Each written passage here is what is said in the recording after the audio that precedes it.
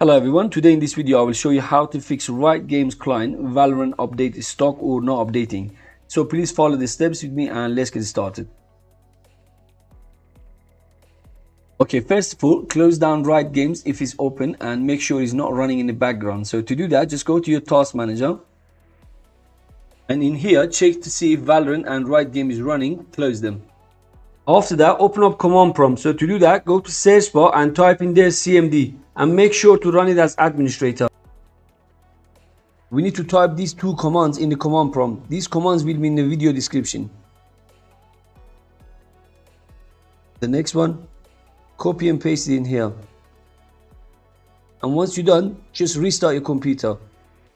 Please remember, you must restart your computer before you move on to the next step. Otherwise, it won't work.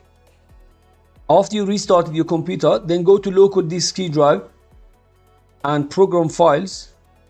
Look for Riot Vanguard folder.